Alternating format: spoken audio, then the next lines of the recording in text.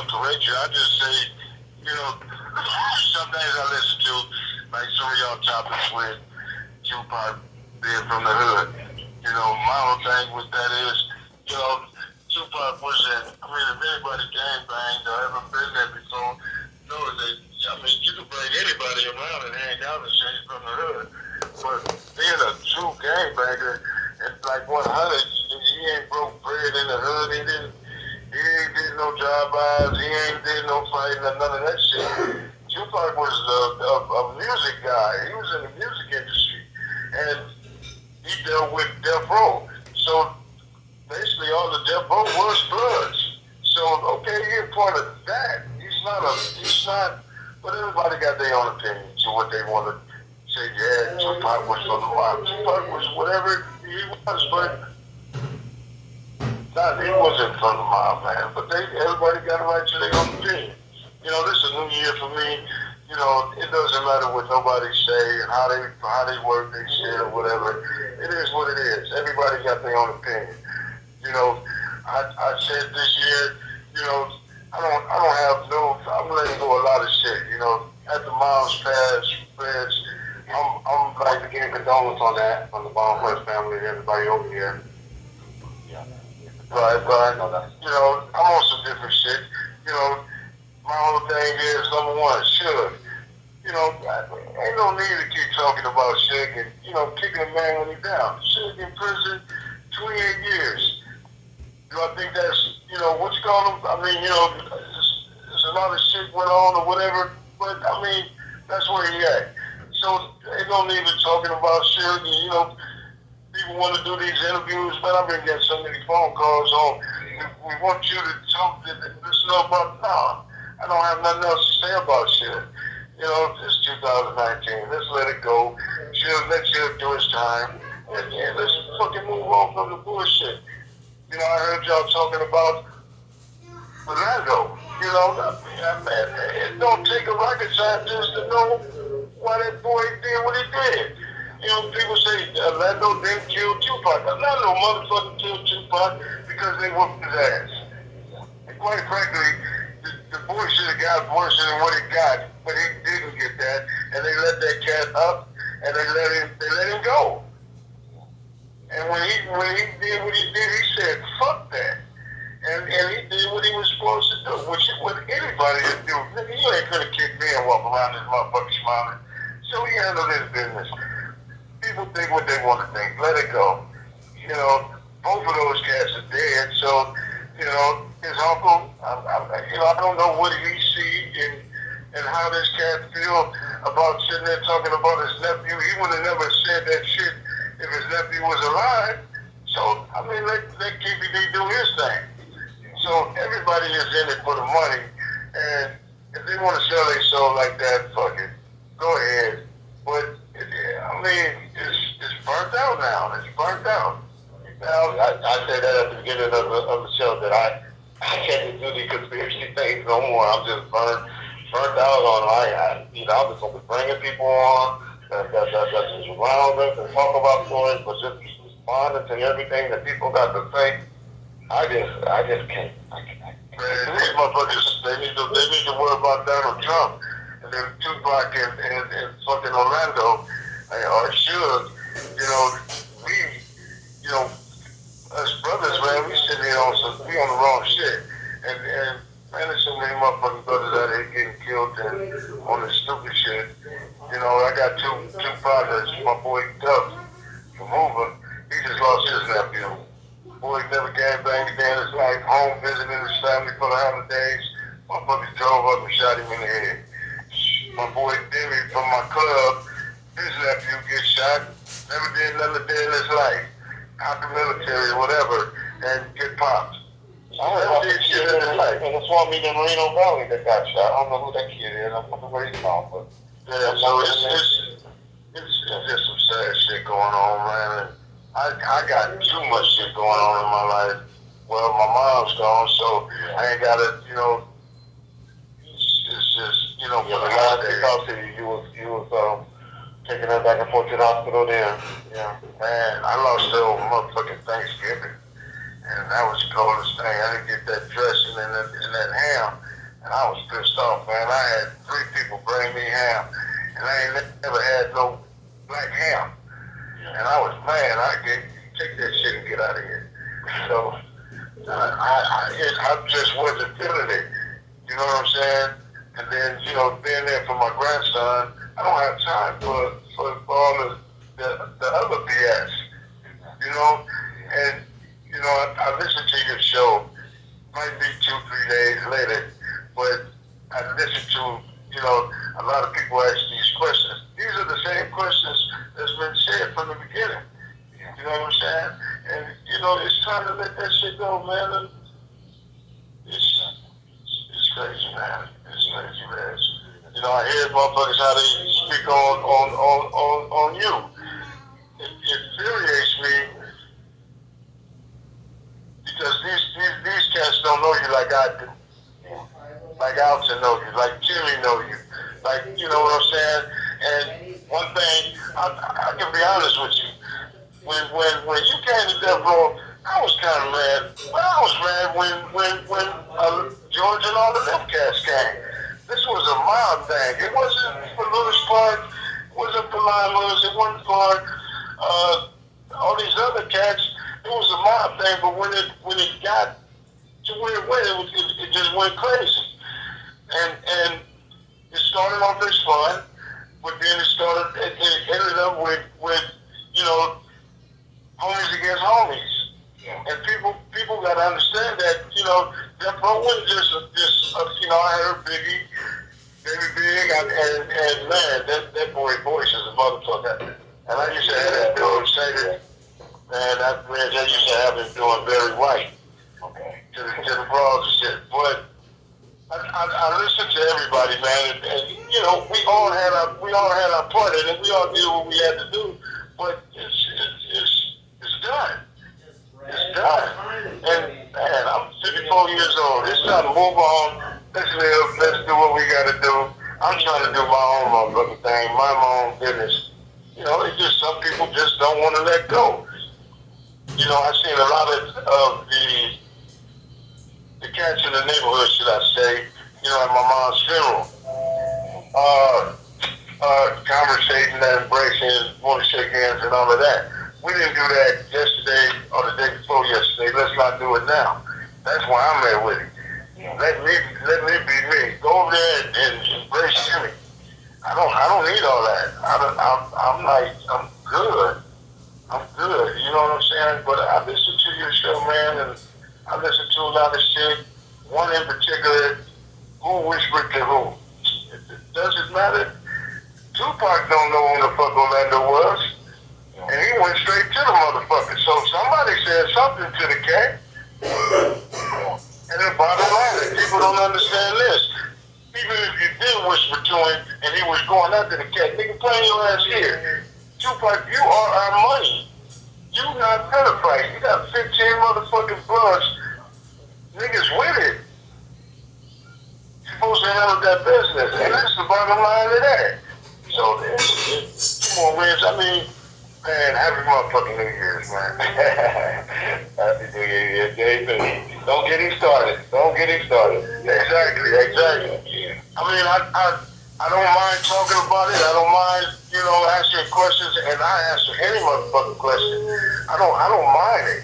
You know what I'm saying? You know, a lot of people, I heard one cat on the interview said, when I did my first interview with Greg over there, he must have been, the police he must have went to jail or something, or he must have, it's for the money.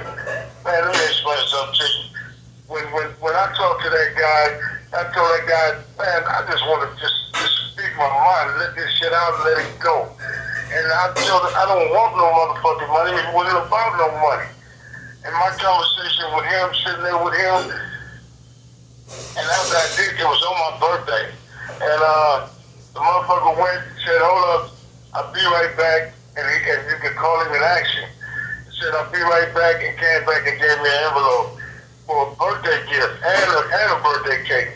Yeah. So I was cool with that. Thank you. Good looking out.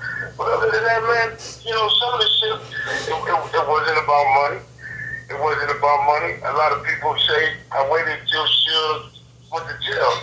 Let me explain something to y'all. 2002, I did an interview with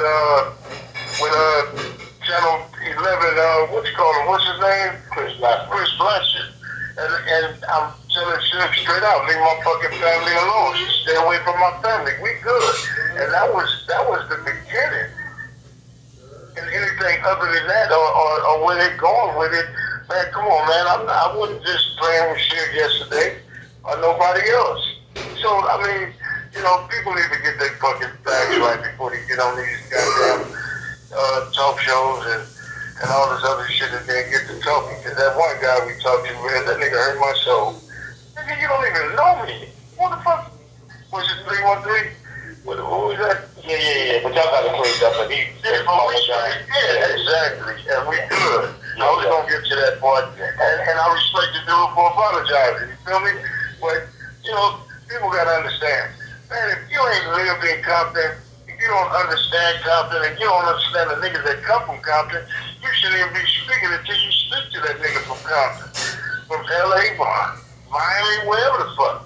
You know, don't just get on the motherfucking radio and just call a nigga a bastard, a fucking fraud, nigga. You got me fucked up. You don't know me. And you know, people do it all the time. You know, this show here, motherfuckers ask questions and give you a chance to respond to shit. You know what I'm saying? Yeah. So that's why, man. I like what y'all doing. I like what y'all doing, man. And we appreciate you. Like I appreciate you. No, we appreciate you more. And as far as doing the live stream interview, James, I don't know if you know it, but you got the most views that we got on our first show that we did. We did a second one. Well, it was really the third one, but the second one, you know. But the first one we did, I think that's up to like 140-some thousand views. Just for one. Well, that's because they say I'm talking shit. Well, they like it, but you was real. You know, you got some. We're gonna always have haters. I just did a interview with this guy named Vlad, and you know, people on there just throwing. They worried about what I'm wearing and my dress and talking about I look like Martin Luther King Jr. and all of that. They just people that. Hey, man, that nigga Snoop said it well. He said shit, niggas is bitches too. But I'm not here to expose you. You know what I'm saying? Unless you put me out there. But I see you be biting into that shit, and I know Red's bigger than that. You tell niggas to suck your bitch down. I'll be laughing like a motherfucker, but I mean, at some point in this game or any other game, all right, I'm not gonna bite into your stupidity. I am who I am. You feel me? You know they're not gonna come at you in no fucked up way or no wanna fight or no gunplay or no other shit.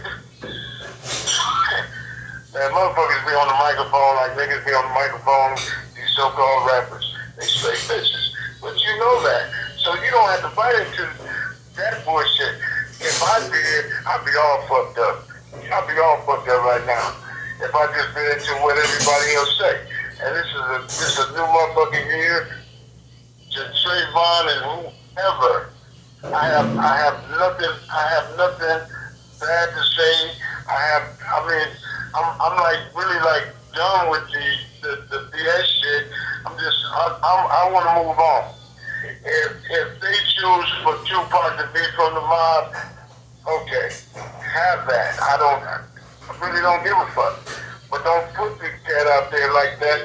But Trayvon should, and on some 100 shit, should know what he did wrong. Should got to sit in that motherfucking cell every day and think about where he went wrong and where he know he went wrong. So Suge is having it harder than all of us. All of us. I mean, he went from spending money like drinking a bottle of water to sitting in a motherfucking cell. So I'm not gonna kick that cat while he's down. And more power to him. You know, I felt real bad. And I told you this when Mom's passed and they didn't let him go see his mom's. And then my mom's passed. And fortunately, you know, we got Terry out of there so he can be there for her.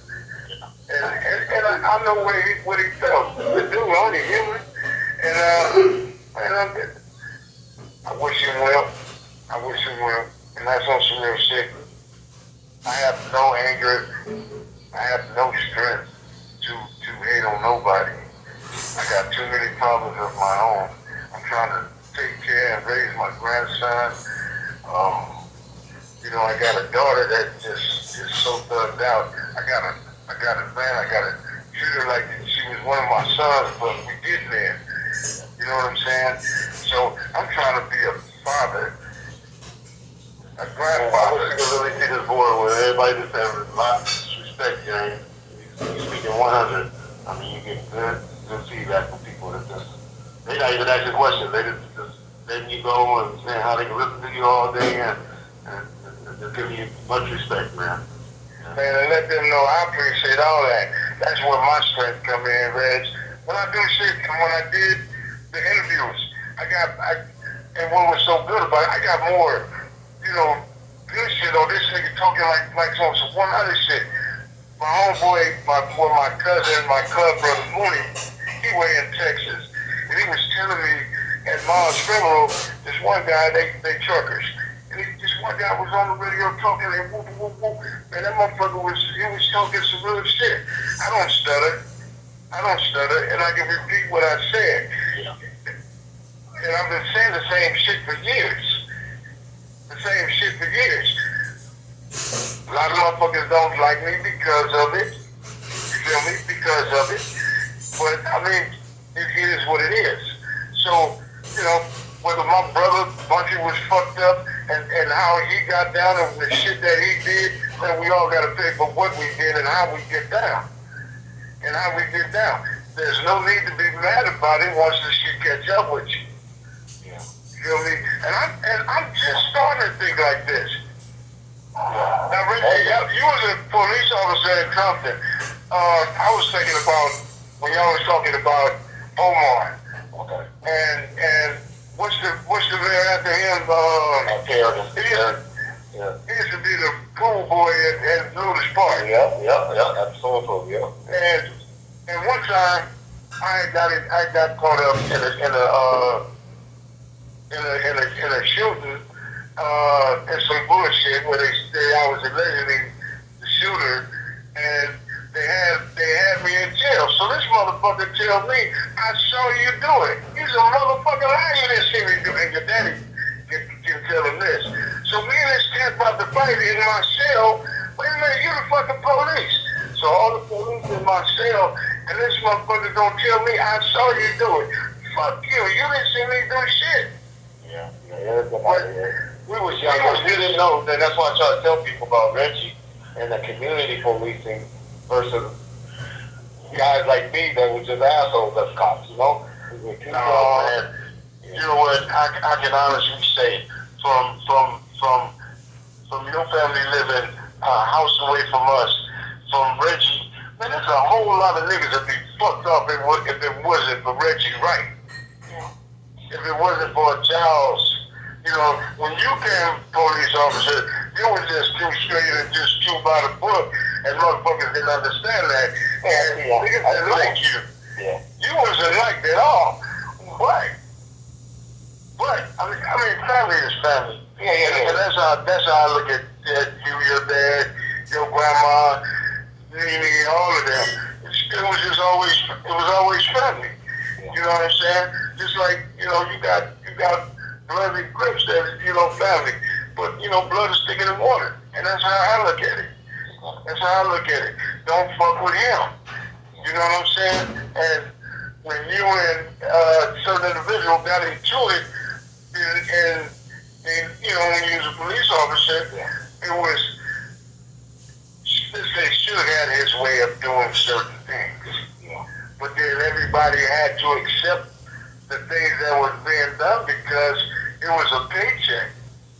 And, you know, everybody that was on the payroll never had a job a day in their life. And so y'all won't start speculating, because I done talked about it before. You don't want to say it, but I'm there. It was me and neckBone got into it. Y'all won't start speculating. Okay, so let me introduce my collar. Now, when that happened, and then Suge announced that, okay, Reggie and his security is coming. Okay, wait a minute, hold up, Suge, you got 100 birds here. Reggie and neckBone got into it. I thought it was disrespectful to bring Reggie in here. You family now, listen to me. Yeah. To bring Reggie in here, and then neckBone had an issue. Yeah. When Suge knew what he was doing. This is how I can control my hotheads.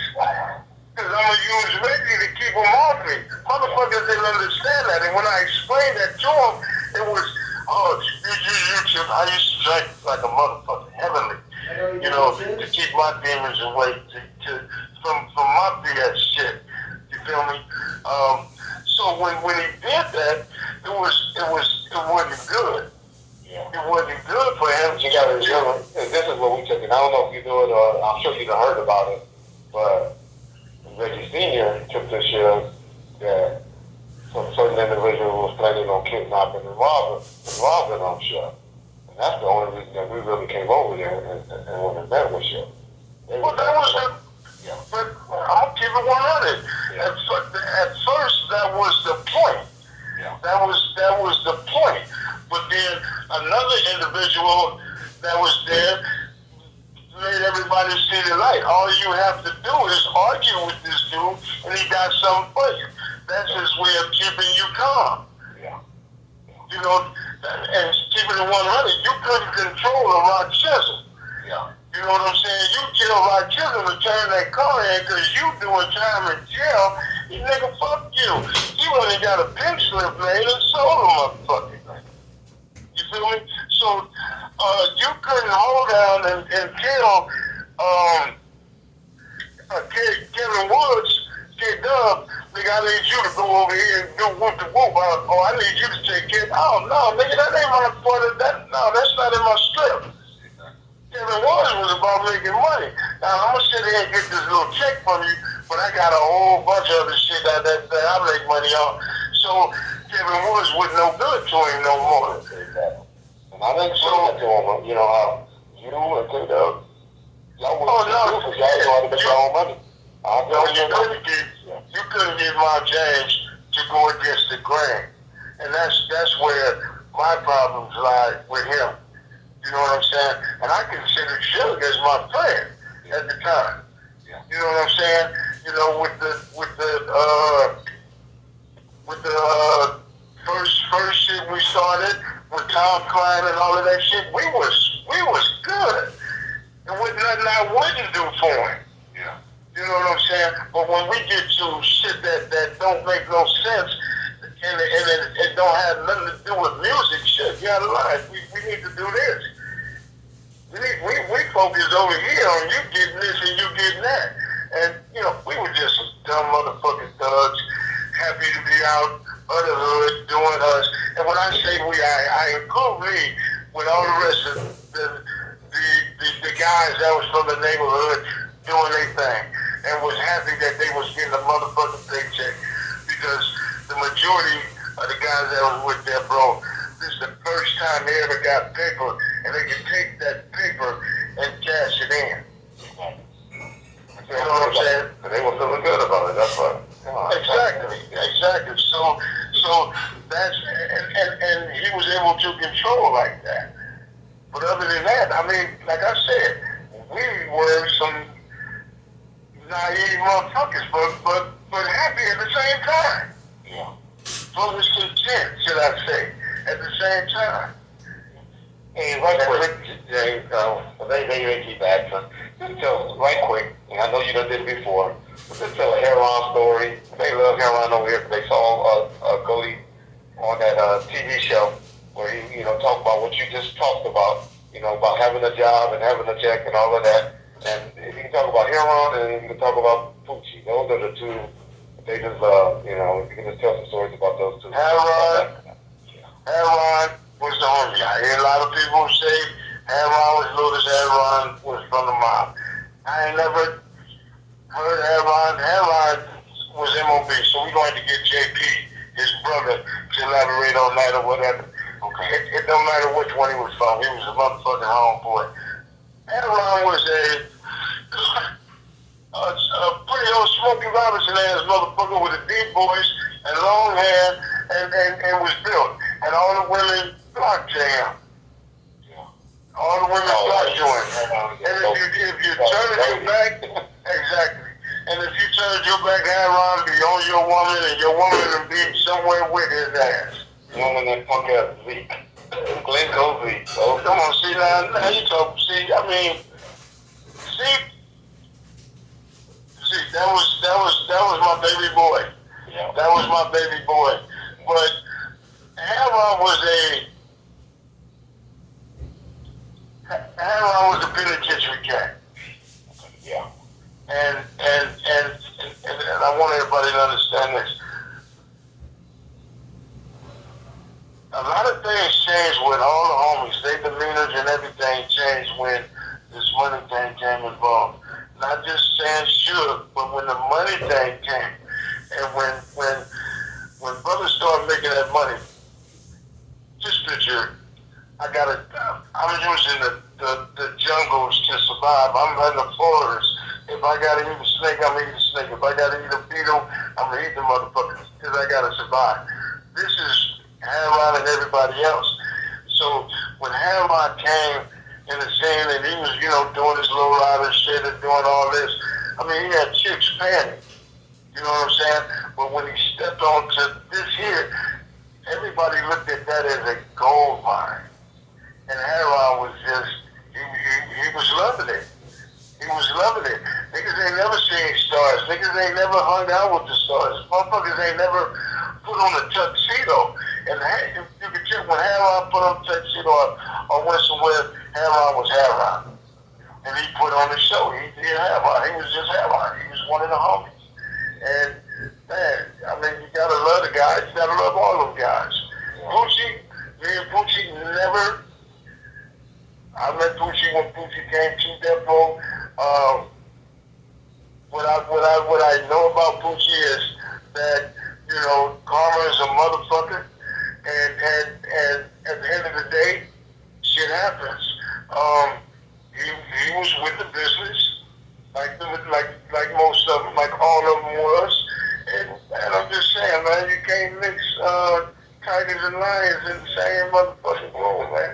Everybody trying to eat, man, and it got the best of the best. It got the best of the best. And I say rest in peace to all them cats. And I really didn't dig Poochie. I didn't dig it. You know what I'm saying? We know what about it. We wasn't in the sandbox with it. That's what I tell people. Yeah. So I mean, when it came, I can tell about James' mama, sister, and brother. I don't know anything about Poochie. But when Poochie came up under George, and he was saying he was from Lunis. I never met him. I never met him up under the headquarters. I never met him just sitting there by the pool. I never met him. I wish you for 1 second. Hold on, this Daddy Boy calling me. I'm supposed to call Daddy. Hold on, we're going to holler at Daddy Boy. Then we're coming back to you. I'm sorry, sir. Hold on. Danny, I'm so sorry. I apologize to you. I got Mom James on the phone with us right quick.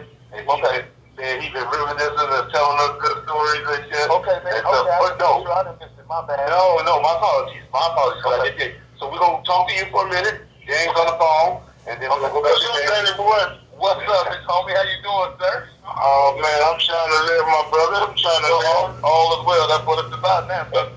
And then, even though, of course, John's on the phone, I don't really disrespect John because it's his show. Hey, John, how you doing, sir?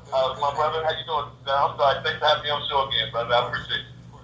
Yeah, so we just wanted to get an update. We were doing like an end of the year show, a recap. And we done got captivated with James and these stories. And I hate our system, man. But I'm glad to be on again, man, for sure. So we will, well, number one, we were going to talk about it later too, but everybody, we'll play it later. I don't know if John got permission from Trey to play it or not, but we got that song out here out. We're going to pump it up for Trayvon Lane. He got a little show, a little song out right now on YouTube.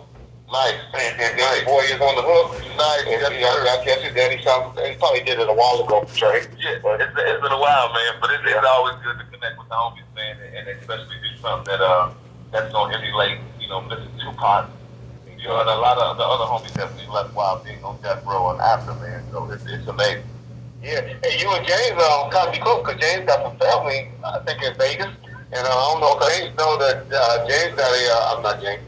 Danny Boy opened up a restaurant out in Vegas that he got going on, that he's been promoting and working and doing stuff out in Vegas. So you're going to have to go check him out one day, James. Oh, yeah, man, Danny Boy, I was a man out there on the bike set. You know what I'm saying? Well, I see you man. Come on, Okay. man. I'm out here, man. I got a place out it's right on the strip, man. I've been pushing. Right on the strip there, what? Yes, sir. It's 1500 South Las Vegas. It's like right by the Stratosphere. Okay. Okay, I'm gonna tell my business. What is it? What kind of food? Well, you know, you from LA, so it's like, you know, it's American bistro food, but it puts you in the mind of Larry Parker that was back in Beverly Hills back in the day. So you know